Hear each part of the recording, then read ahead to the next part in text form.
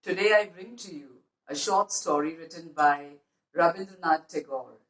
We know Gurudev was a poet, an artist, a painter, a novelist, an essayist, of course, a person with multiple dimensions, and he had such a perfect understanding of the human emotion and the human heart. Rabindranath created the modern short story in India. We also know that he was honored and awarded with the Nobel Prize in Literature. He wrote short stories during his span and stay in East Bengal, where he had been sent to manage the family property along the banks of River Padma. That is 1891. He felt quite isolated, and during a period of relative isolation, he created some of his best stories.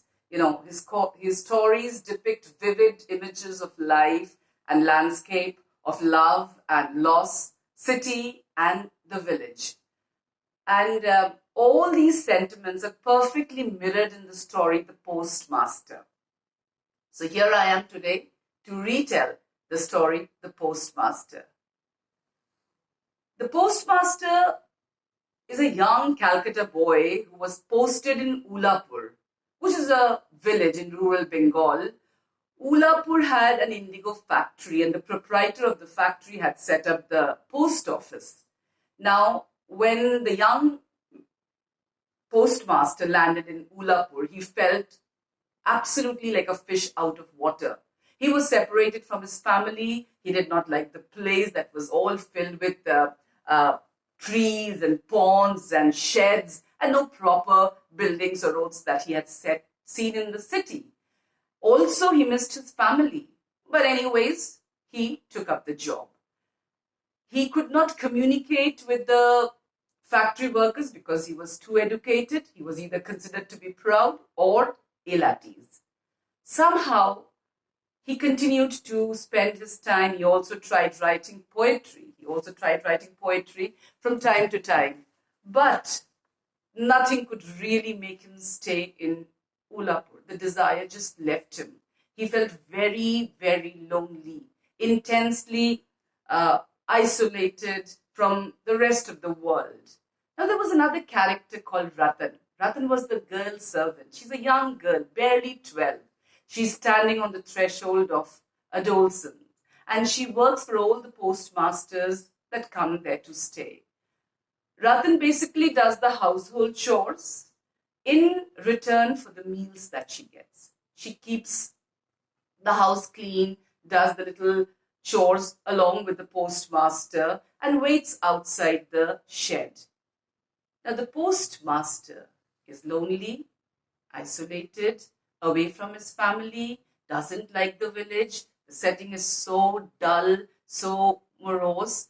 Moreover, the monsoons add on. The continuous rains for days together makes him sulk and makes him feel very low and dejected. So, one evening when Ratan comes to serve food to him, he starts a conversation with her. He asks her about her family. Now, Ratan being an orphan, she hardly remembers her mother. Of course, she did have the memory of her father and a younger brother with whom she would go fishing. And she becomes bubbly and chirpy, and she narrates those little memories to him. Soon, the postmaster also begins to unveil his emotions. He speaks to Ratan about his family in the city, his mother, his sister, what they would do for him, to the extent that he became comfortable, and every evening they would be sharing their memories about the family, so much so that Ratan, you need to know that she was homeless. She was an orphan. She had no family, no home, nothing. She began to identify herself with the postmaster's family. His family became her family. And every day in the evening when she would be waiting outside, and the moment the postmaster would call out Ratan, and she would immediately respond, "Yes, Dada Babu, do you want me to come inside, help you out with work?" And of course, then they would start telling each other the story. They became companions. Tagore really doesn't define their relationship. Here was a young man away from his family, the circumstance was such he couldn't talk to the indigo factory workers, but he could open up to this little girl, this soft, tender woman who sat listening to his stories. His salary was very meager, and he was restless. He wanted a transfer, and he kept on applying for a transfer. A few weeks later, Ratan was waiting outside, and the postmaster called her and told her that he would begin to teach her how to write the alphabets. The little girl was joyous.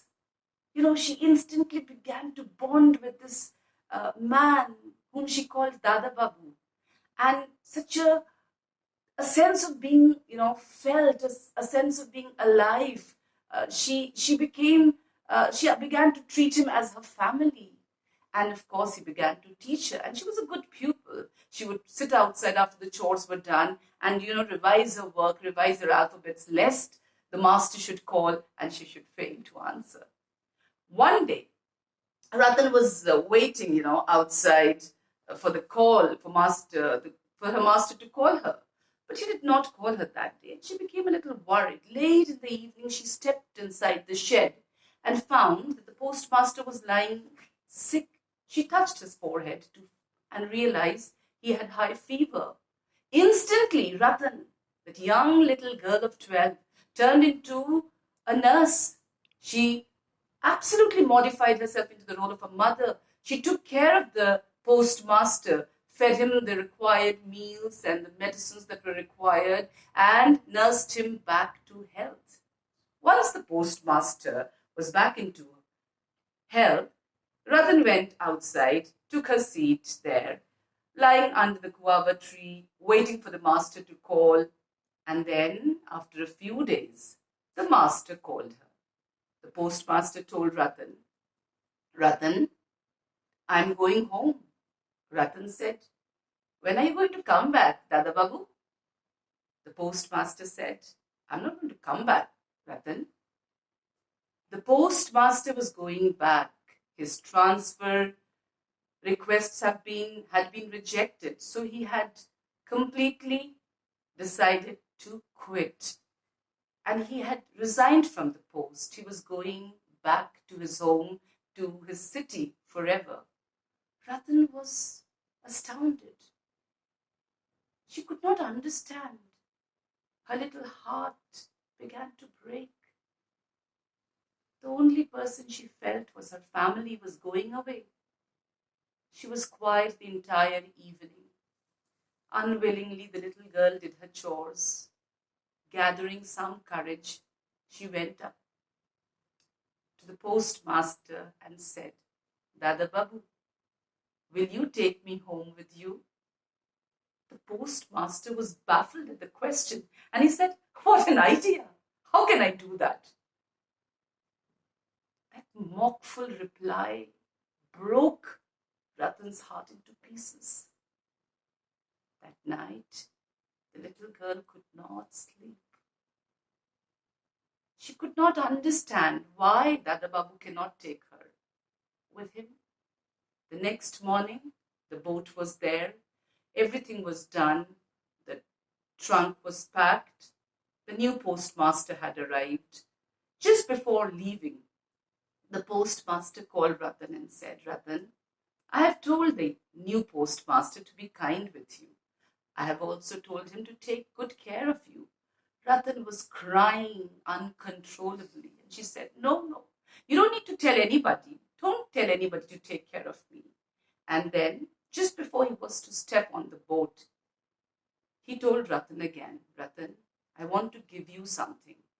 He took out his salary and, just keeping a little trifle that he would require for his expenses, he gave the rest to Ratan. Ratan refused to take the money. A heart that is longing for love, for family, for a home. What will it do with money? She said, No, Dada Babu, I cannot take your money. And with that, she just ran away. The postmaster was bewildered. He did not know. He had never seen Ratan in that state. He had no inkling what the girl had been feeling all this while. He stepped on the boat, his mind full of Ratan's thought and that face of the child crying. And he kept on thinking, why couldn't he take her along? But then there were questions. People at home would ask him, who is she? Why have you brought her? But then, of course, he was an educated man. He could tell. But he wanted to bring the child along. With all these thoughts filling and flooding his mind, the boat moved on. He felt as if the river was also heaving and sighing and crying like Ratan. And there was this impulse, for where he wanted to just turn back and go back to Ulapur and bring this orphaned child. But then he realized the boat had come a long way. The village had been left far back. And then he began to philosophize that life is all about meeting and parting. His philosophy consoled him and helped him to detach. But what about Ratan? Ratan had no such philosophy. Ratan had only hope to cling on. And Tagore goes on to say that hope was a trap in which Ratan enclosed herself. And hope is a trap that often blinds reason. She kept repeatedly coming to the post office, close to the river bank. She would stare for hours together thinking, one day Dada Babu would come and take her back. And that's where the story ends.